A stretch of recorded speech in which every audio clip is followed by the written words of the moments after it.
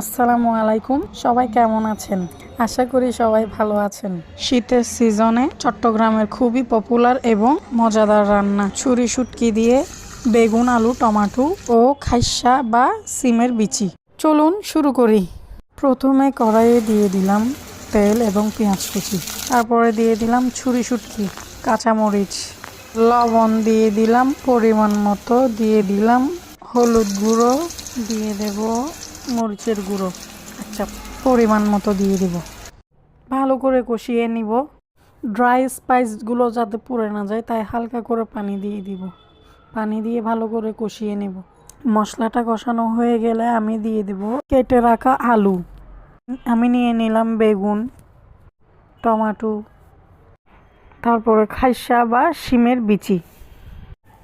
আলুগুলো কষানো হয়ে গেলে আমি দিয়ে দেব খাইসা বা সিমের বিচিগুলো।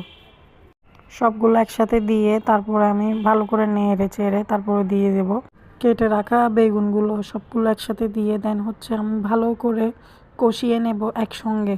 খাইসা বা সিমের বিচিগুলা কিন্তু আমি আবার আলাদাভাবেও রান্না করি অনেক সময়। দুটো খেতে কিন্তু দুই ধরনের মজা। সবগুলো একসঙ্গে দিয়ে আমি ভালো করে কষিয়ে নেব। আপনারা চেষ্টা করবেন এটা ভালো করে কষিয়ে নেওয়ার। ভালো করে কষিয়ে নিলে এটা কিন্তু অন্যরকম মজা হয়। তরকারিগুলো কষানো হয়ে গেলে আমি দিয়ে দিলাম এখানে ধনেপাতা, কুচি করে রাখা ধনেপাতা দিয়ে দেন গিয়ে আমি দিয়ে দিব পানি, পরিমাণ মতো পানি দিব। আমার মনে হয়েছে পানিটা একটু কম, তাই আমি আবার কিছু পানি দিয়ে দিলাম। তারপরে ব্লক চলে আসলে আমি দিয়ে দেব কেটে রাখা টমেটোগুলো।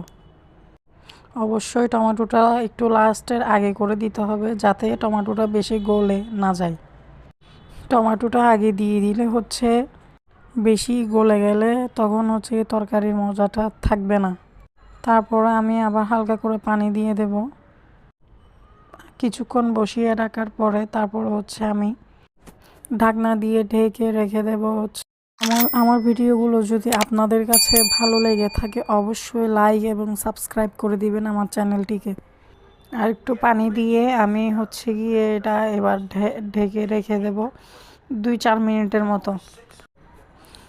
ঢেকে রেখে দেওয়ার পরে যখন গিয়ে আমি দেখে নেব যে ব্লক চলে এসেছে, তারপর আমি আবার দিয়ে দিলাম ধনেপাতা কুচি করা।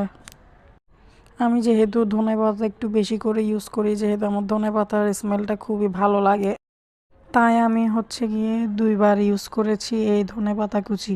শীতকালে ধনেপাতা কুচি বেশি করে দিয়ে রান্না করলে কিন্তু খুবই টেস্ট হয়।